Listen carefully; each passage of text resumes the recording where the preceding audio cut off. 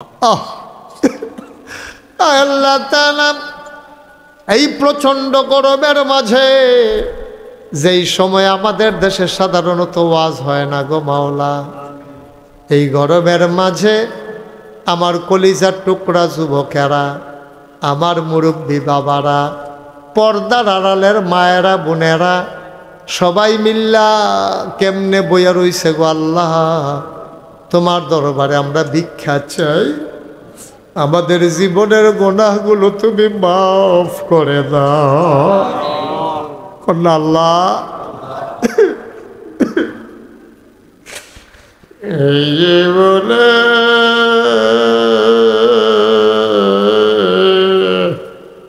আমরা আর গুনাহ করব না আল্লাহ আল্লাহ।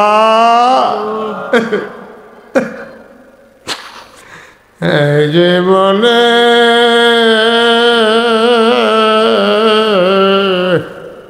আমরা আর গুনাহ করব না।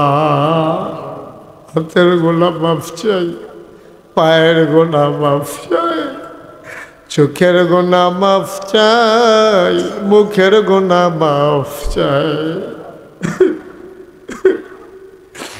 সমস্ত অঙ্গ প্রত্যঙ্গের গুনাহ মাফ চাই। আমরার জীবনের গুনাহগুলো তুমি মাফ করে দাও আয় আল্লাহ তাআলা।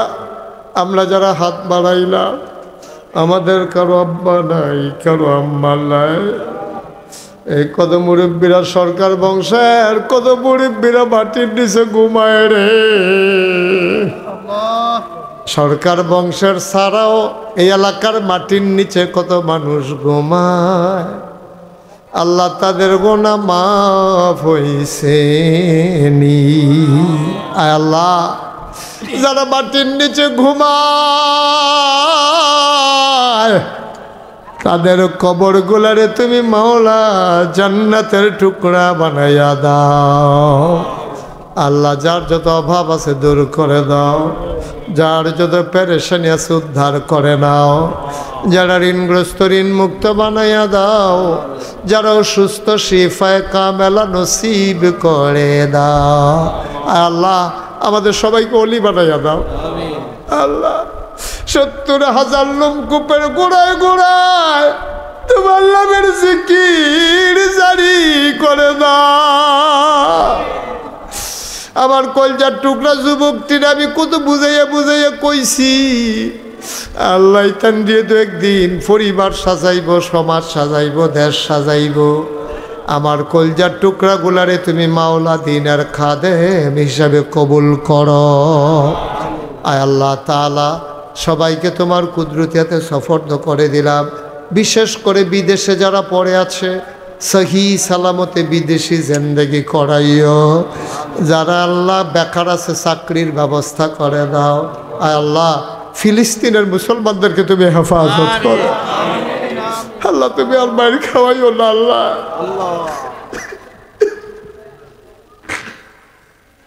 কলিজা মানে না আমাওলা রব্বে করিম। আমার মুরব্বী যারা অসুস্থ তুমি মাওলা শিফায়ে কামেলা নসিব করে দাও। আমার মায়েরা বোনেরা যারা আবেদা সালেহা জাহেদা বানাইয়া দাও আয় আল্লাহ তাআলা। সবাইকে তোমার কুদরতিয়াতে সফর্দ করলাম, তুমি মাওলা সবার জামিনদার হয়ে যাও।